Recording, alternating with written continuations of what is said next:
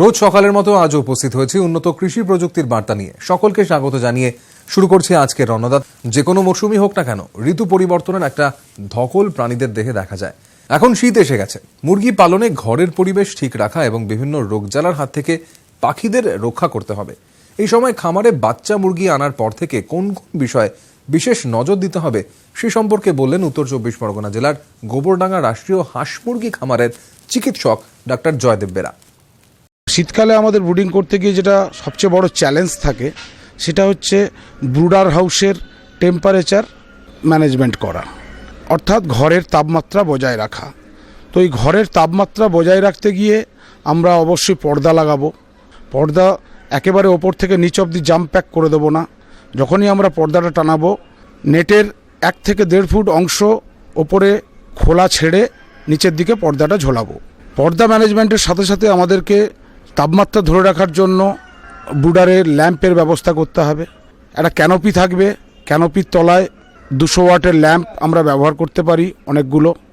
তা সত্ত্বেও যদি দেখি যে ঘরের তাপমাত্রা বজায় থাকছে না, আমরা হ্যালোজেন বাল্ব লাগাতে পারি। যদি আমার ইলেকট্রিফিকেশনের যথেষ্ট ভালো সুবিধা থাকে তাহলে আমরা 500 ওয়াটের হ্যালোজেন বাল্ব 2-1টা ঝুলিয়ে দেবো ঘরের আয়তন অনুপাতে। সেক্ষেত্রে আমরা ঘরের তাপমাত্রাটাকে বজায় রাখতে পারবো। অ্যাকচুয়ালি এটাকে বলা হয় হোল হাউস ব্রুডিং, মানে স্পট ব্রুডিংয়ের থেকে এখন হোল হাউস ব্রুডিং কনসেপ্টটাই এসে গেছে। টোটাল ঘরের তাপমাত্রা যদি আমি বজায় রাখতে পারি তাহলে আর স্পট ব্রুডিংয়ের প্রয়োজন হয় না। যদি হ্যালোজেন বাল্ব লাগাবার পরিস্থিতি আমার কাছে না থাকে, সেক্ষেত্রে আমরা এক্সট্রা হিট সোর্স হিসেবে আমরা কিন্তু কাঠ কয়লার উনুন ব্যবহার করতে পারি, বা কয়লার আঁচ যেটাকে বলি। যতক্ষণ কয়লার থেকে ধোঁয়া বেরোবে তখন কিন্তু ওই আঁচ মুরগির ঘরে ঢোকানো উচিত হবে না। ওই আঁচটাকে আমরা মুরগির ঘরের ভেতরে সাইডে সাইডে রেখে দিতে পারি। তাতে করে এক্সট্রা হিট তৈরি হবে এবং তাতে করে ঘরটার তাপমাত্রা বজায় থাকবে। জলের পাত্র এবং খাবারের পাত্রের যে অ্যারেঞ্জমেন্ট আমাদের করতে হবে, সেক্ষেত্রে যে ব্রুডারের যে আলো জ্বলছে, যেখানে যে ক্যানোপিতে যে আলো দেওয়া আছে, সেই ক্যানোপির তলায় যেন কোনো জলের পাত্র বা খাবারের পাত্র না থাকে। ক্যানোপির ঠিক বাইরে বাইরে একটি করে জলের পাত্র, একটি করে খাবারের পাত্র রাউন্ড কন্ডিশনে আমরা সাজাতে পারি। একদিকে খাবারের পাত্র, আবার জলের পাত্র, আবার খাবারের পাত্র, এই অল্টারনেটিভ অ্যারেঞ্জমেন্টে আমরা সাজাতে পারি, যাতে করে প্রতিটা পাখি খুব সহজে খাবার খেতে পারে, জল খেতে পারে। জল খাওয়ার পরে ওদের একটু ঠান্ডা লাগবে, তখন ওরা ওই ক্যানোপির তলায়, ব্রুডার ল্যাম্পের তলায় এসে নিজেদের গাটাকে একটু গরম করে নেবে। দিয়ে পুনরায় আবার টেম্পারেচার এসে গেলে ওরা পুনরায় আবার খাবার দাবারে ফিরে যাবে। যে ব্রুডার হাউসে ঢোকার মুখে যে ফুটবাথ থাকবে মেন গেটের কাছে, সেই ফুটবাথটা একটা ড্রাই ফুটবাথ হতে পারে অথবা একটা ওয়েট ফুটবাথ হতে পারে। যেই ওই ঘরে প্রবেশ করবে সে কিন্তু ওই জলে পা দিয়ে তারপরে ওই ঘরে প্রবেশ করবে, এবং তাতে করে বাইরের যে জীবাণুগুলো সেটা যাতে সহজে ব্রুডার হাউসের মধ্যে না প্রবেশ করতে পারে, তার জন্য এই ব্যবস্থাটা আমাদের অতি অবশ্যই রাখতে হবে। যে শীতকাল হোক আর গরমকাল হোক, আমাদের সবসময় টার্গেট থাকে ব্রুডিং টেম্পারেচার ফার্স্ট উইকে 35 থেকে 34 ডিগ্রি সেন্টিগ্রেড, এবং সেকেন্ড উইকে গিয়ে ওটা 1 থেকে 2 ডিগ্রি কমবে, থার্ড উইকে গিয়ে ওটা আর 1 থেকে 2 ডিগ্রি কমবে। আলটিমেটলি আমরা যাতে ওটাকে 29 থেকে 30 ডিগ্রি সেন্টিগ্রেড টেম্পারেচারে মেনটেন করতে পারি থার্ড উইক অনওয়ার্ডস। এর জন্য আমাদের স্পেস কতটা দেবো? ফার্স্ট উইকে আমরা দেবো 0.25 স্কোয়ার ফিট মানে পার চিক্স, সেকেন্ড উইকে 0.5 square feet per chicks, third উইকে 0.75 square feet per chicks, and fourth week onwards ওটা যাতে 1 স্কোয়ার ফিট থেকে 1.25 স্কোয়ার ফিট হয় সেটা দেখতে হবে। এবং বিশেষত ব্রয়লার পাখির ক্ষেত্রে ফোর্থ উইক অনওয়ার্ডস আমরা চেষ্টা করব 1.5 স্কোয়ার ফিট জায়গা দেওয়ার। এখনকার যে পাখি আমরা পাচ্ছি ওটা অনেক হাই গ্রোথের পাখি, মানে অনেক তাড়াতাড়ি অল্প সময়ে অনেক তাড়াতাড়ি গ্রোথ আসে। সেক্ষেত্রে আমাদের জায়গার মাত্রাটা কিন্তু 1.5 স্কোয়ার ফিট পার বার্ড দিতে হবে। 1.5 স্কোয়ার ফিট যদি আমরা জায়গা পাখি পিছু না দিতে পারি, বড় পাখি পিছু, তাহলে কিন্তু আমাদের ডিজায়ার্ড যে বডি ওয়েট এবং ডিজায়ার্ড যে এফসিআর ব্রয়লারের ক্ষেত্রে স্পেশালি সেটা আমরা পাবো না। আর যদি এটার লেয়ার পাখি হয় সেক্ষেত্রে up to 2.5 square feet per layer জায়গা বাড়াতে হবে বয়স অনুপাতে। যখন পাখিকে আমরা ছাড়বো ব্রুডিংয়ের জন্য 1 দিন বয়স থেকে 4 দিন বয়স পর্যন্ত, মানে প্রথম 4 দিন আমরা পাখিকে ডাইরেক্ট লিটারের উপরে না ছেড়ে লিটারের উপরে আমরা নিউজ পেপার বা খবরের কাগজ বিছিয়ে দেবো, পেপার বিছিয়ে দিয়ে তার উপরে পাখিকে ছাড়বো। তাতে জলের পাত্র দেওয়া থাকবে এবং প্রথম 1 দিন 2 দিন আমরা ওই নিউজ পেপারের ওপরেই খাবার অল্প অল্প ছড়িয়ে দেবো ওদেরকে খাওয়ার চেনানোর জন্য। আর্লি চিক্স মর্টালিটিকে আটকাবার জন্য আমরা অ্যান্টিবায়োটিক ব্যবহার করতে পারি, বাট জুডিশিয়াসলি অ্যান্টিবায়োটিক ব্যবহার করতে হবে, প্রিভেন্টিভ ডোজে ব্যবহার করতে হবে। প্রথম 3 থেকে 5 দিন আমরা জলে অবশ্যই একটা প্রিভেন্টিভ ডোজে অ্যান্টিবায়োটিক দেবো এবং একটা অবশ্যই জল শোধনের ওষুধ তাতে যাতে আমরা ব্যবহার করতে পারি। এবং ভিটামিন A, D3, EC এই কম্বিনেশনের একটা ভিটামিন কিন্তু প্রথম 15 থেকে 20 দিন অবশ্যই আমাদের পাখিকে দিতে হবে। বিরতির পর ফিরে এলাম অনুষ্ঠানে।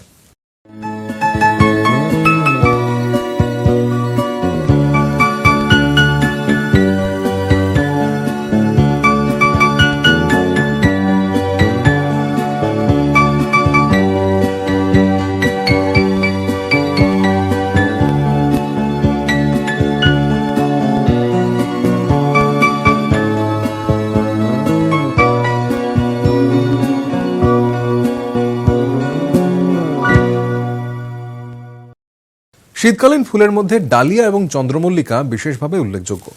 বড় জাতের চন্দ্রমল্লিকা ফুলের বাজারে বেশ ভালোই চাহিদা থাকে।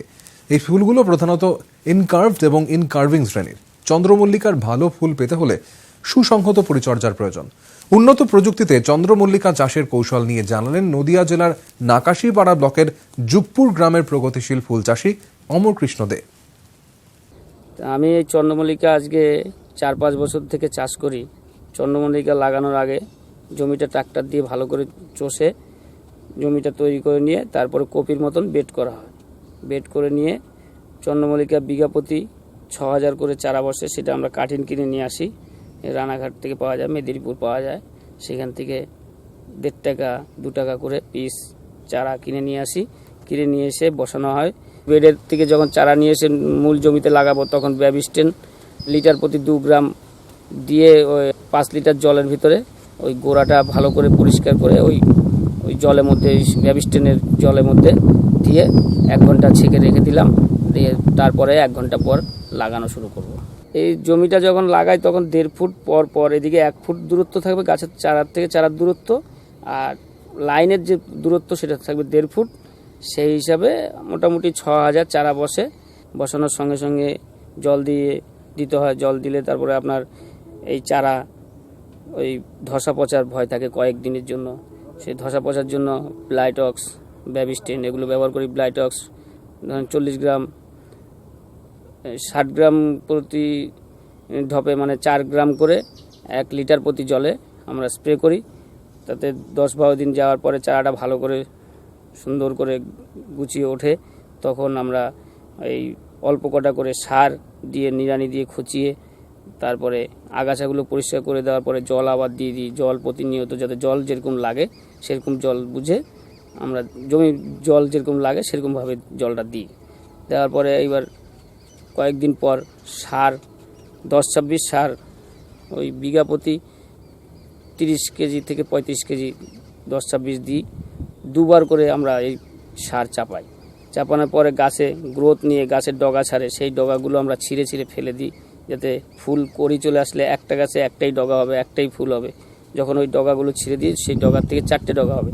সেই 4টে ডগার থেকে যখন আমরা আবার 4টে ডগা ছিঁড়ে দেবো, সেই 4টে ডগা থেকে 4 16 পিস 20 পিস করে ডগা ছাড়বে, আর প্রত্যেকটা ডগায় একটা করে ফুল আসবে। সেই চন্দ্রমল্লিকা গাছে আপনার একটা গাছে 20 থেকে 25 পিস ফুল আসবে। এটা আমরা লাগাই ভাদ্র থেকে আশ্বিন মাসে। অঘ্রাণ মাস থেকে আমাদের সিজন। অঘ্রাণ মাসে একটা ফুল 2 টাকা 3 টাকা 1 টাকা এরকমভাবে বিক্রি হয়। তা 1 বিঘে চন্দ্রমল্লিকায় 6000 গাছে মোটামুটি 1,20,000 ফুল হয়। 1 টাকা করে পিস হলো 1,20,000 টাকা বিক্রি হয়। 40 থেকে 50,000 টাকা খরচা হয়। এইটা আবার বাঁশ দিয়ে তার দিয়ে টানা দিয়ে রাখতে হয় যাতে গাছটা হেলে পড়ে না যায়। আর একটু সাইজ হবে যখন, তখন একে বাঁশ দিয়ে তার দিয়ে টানা দিয়ে রেখে দেবো। তখন ওই ফুল আমরা কাটিং করব। 10টা করে একটা করে বান্ডিল।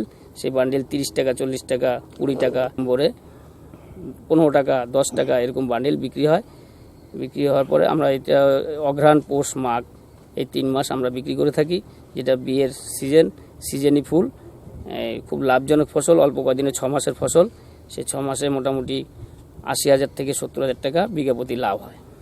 সার যখন আমরা দিই, সার তো গাছ লাগানোর কয়েকদিন পর মানে 15 দিন পর সার দিই একবার, 10-26 সার দিই। আর স্প্রে করি প্রথমে পচার জন্য যেটা দিই সেটা ব্লাইটক্স দিই 4 গ্রাম করে প্রতি লিটার জলে, আর ব্যাবিস্টেন দিই 2 গ্রাম করে প্রতি লিটার জলে। তারপরে দই পোকা বলে একটা পোকা আছে, সেই পোকাটা লাগে, সেই পোকার জন্য আমরা ব্যাংকেজ দিই। তারপরে কীটনাশক ওই ব্যাংকেজ, হামলা এই জাতীয় ওষুধ দিই যাতে পোকামাকড় না লাগে। তো অবশ্য পোকামাকড় ওই ওষুধ নিয়ন্ত্রণ ঠিক মতন রাখলে কোনো পোকামাকড় লাগে না, আর ধসা পচাও লাগবে না। প্রতিনিয়ত যত্ন আমাদের সঠিকভাবে করলে কোনো চন্দ্রমল্লিকা রোগ বা সেরকম একটা আসতে পারে না। আর সাদা ফুলটা, এটা সাদা আছে, হলুদ আছে, সে সাদা ফুলটা আমরা যদি লেট করতে চাই, যে সিজন ধরবো একটু লেট করব, তখন আমাদের একটু ল্যাম্প জ্বালিয়ে রাখতে হবে। সেই ল্যাম্প জ্বালিয়ে রাখলে আপনার একটু লেট আসবে ফুলটা, তাতে আমরা সিজন পাবো। সেই জন্য আমরা ওই 200 পাওয়ারের ল্যাম্পগুলো জ্বালিয়ে রাখতে হয় রাতে।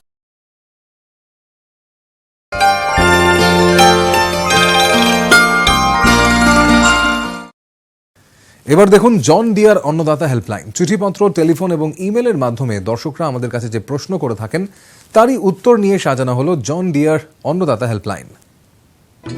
পূর্ব মেদিনীপুর জেলার পটাশপুর থেকে অন্নদাতার দপ্তরে ফোন করেছেন দেবেন্দ্র মাইতি। তিনি বেগুন চাষ করেছেন। এখন তার বেগুনের জমিতে বাঘা পোকার আক্রমণ দেখা যাচ্ছে বলে জানিয়েছেন এবং এর প্রতিকার সম্পর্কে জানতে চেয়েছেন। বাঘা পোকা বেগুন, আলু, টমেটো এবং কুমড়ো গোত্রের সবজির ক্ষতি করে। এদের ডানায় কালো ফুটকির মতো দাগ থাকে। এই পোকার পূর্ণাঙ্গ কীট এবং অপূর্ণাঙ্গ গ্রাফগুলি পাতার সবুজ অংশ চিঁচে খায়। এর ফলে পাতার সবুজ কণা বাদে শুধু জালিকা দেখা যায়। এই পাতা কঙ্কালসার হয়ে পড়ে এবং ক্রমশ শুকিয়ে যায়, কাগজের মতো মচমচে হয়ে পড়ে। বাঘা পোকার আক্রমণে গাছের খাদ্য উৎপাদন প্রক্রিয়া ক্ষতিগ্রস্ত হয়, গাছ দুর্বল হয়ে পড়ে এবং ফলন কম হয়। মোটামুটিভাবে দেখা গেছে গরমকালে 17 থেকে 18 দিনের মধ্যে এবং শীতকালে 50 দিনে পোকাটি জীবনচক্র সম্পূর্ণ করে। মার্চ থেকে অক্টোবরের মধ্যে বাঘা পোকার 7 থেকে 8টি প্রজন্ম সম্পূর্ণ হতে পারে। এই পোকার নিয়ন্ত্রণে সুসংগত ব্যবস্থা নিতে হবে। ফসল চক্রে পরপর বেগুন বা কুমড়ো গোত্রের সবজি চাষ করা চলবে না। জমি তৈরি করার সময় যদি মাটিতে একর প্রতি 200 কেজি হারে নিমখোল প্রয়োগ করা হয় তাহলে পোকার উপদ্রব কম হয়। স্থানীয় সুপারিশ মেনে সঠিক দূরত্বে বেগুনের চারা লাগাতে হবে। গাছের খাদ্য যোগান দেওয়ার ক্ষেত্রে সুসংগত পন্থা অবলম্বন করতে হবে। জমিতে আগাছা রাখা চলবে না। নিয়মিত জমি পরিদর্শন করতে হবে। পাতায় পোকার উপস্থিতি দেখা মাত্র যান্ত্রিক উপায়ে এই পোকাকে হাত দিয়ে তুলে নষ্ট করা যেতে পারে। বেগুনের জমিতে পাখি বসার ব্যবস্থা রাখতে হবে। ভেষজ কৃষিবিষ হিসাবে 10,000 ppm এর নিমজাত কৃষিবিষ 2 থেকে 3 মিলিলিটার প্রতি লিটার জলে গুলে স্প্রে করা যেতে পারে। রাসায়নিক উপায়ে কীটশত্রুটিকে নিয়ন্ত্রণ করতে এই সব বিষগুলো ব্যবহার করতে হবে। ক্লোরোপাইরিফস 2.5 মিলিলিটার প্রতি লিটার জলে অথবা ডাইক্লোরোফস 0.75 মিলিলিটার প্রতি লিটার জলে অথবা ফোসালোন 2 মিলিলিটার প্রতি লিটার জলে অথবা কুইনালফস 2 মিলিলিটার প্রতি লিটার জলে অথবা নোভালিউরন 1 মিলিলিটার প্রতি লিটার জলে। একের বেশিবার যদি রাসায়নিক কীটনাশক প্রয়োগ করতে হয় তাহলে কোনো একটি কীটনাশক নয়, এগুলি ঘুরিয়ে ফিরিয়ে প্রয়োগ করতে হবে। আবার ফিরে এলাম অনুষ্ঠানে।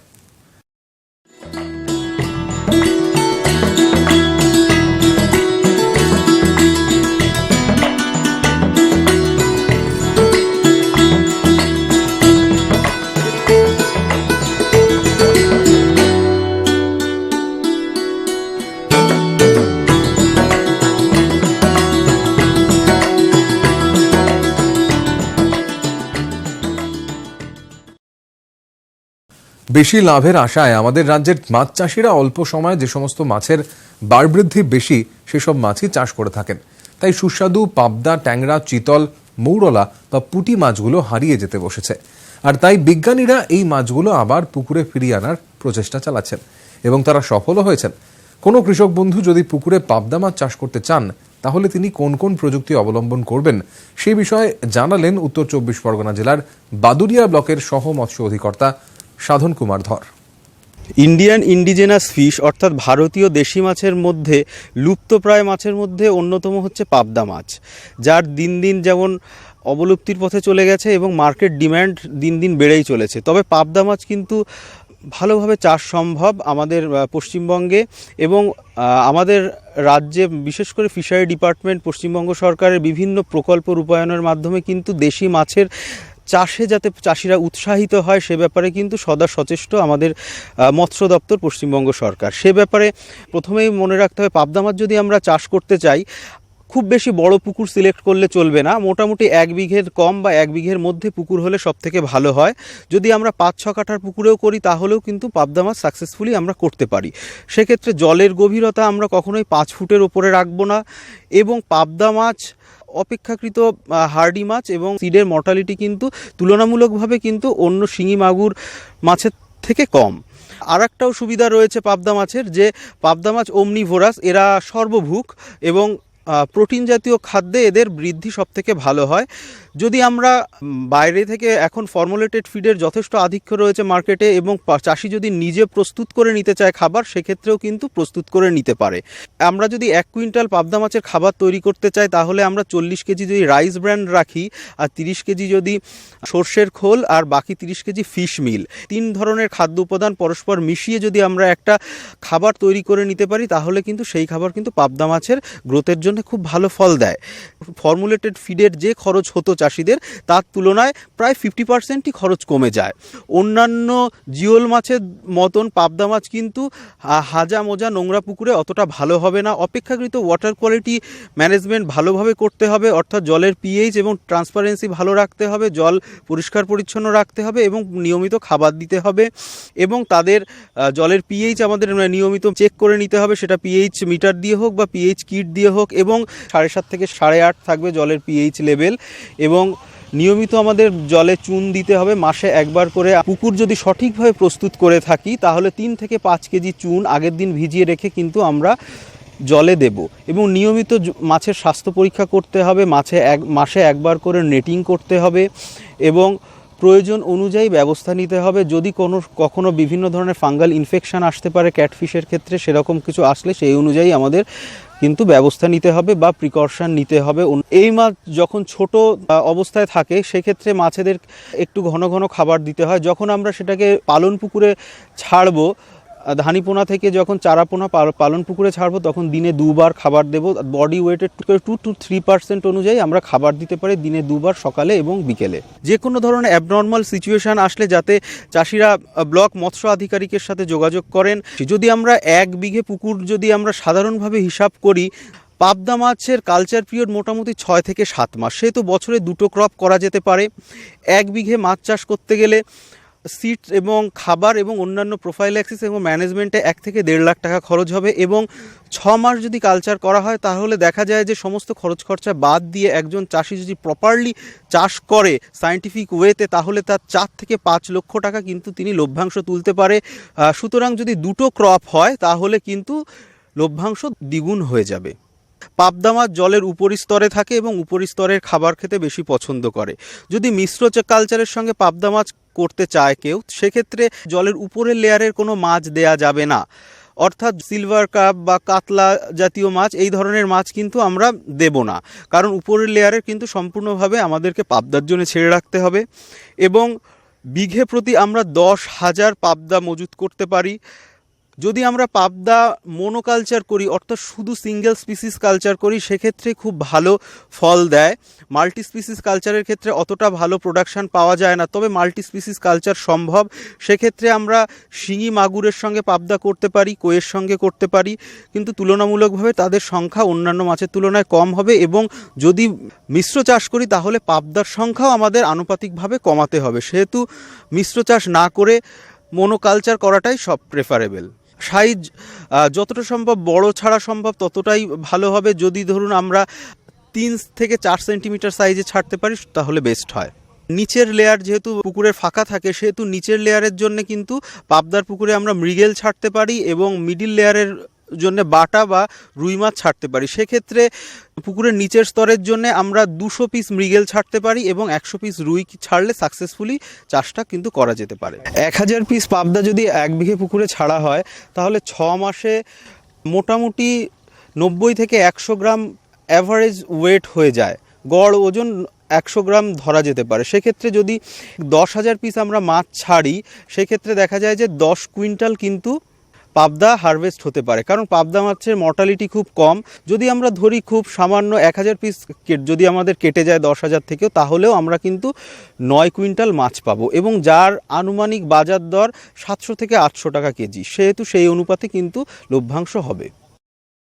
এই অনুষ্ঠানটি আপনাদের কেমন লাগছে, আপনারা আর কি দেখতে চান জন ডিয়ার অন্নদাতা অনুষ্ঠানে জানিয়ে চিঠি লিখুন। আমাদের ঠিকানা Annadata, news 18 Bangla, Godrej water side, tower 1, Salt Lake, sector 5, Kolkata 91। অনুষ্ঠানটি আজকের মতো এখানেই শেষ করছি। আবার দেখা হবে কাল সকালে। নমস্কার।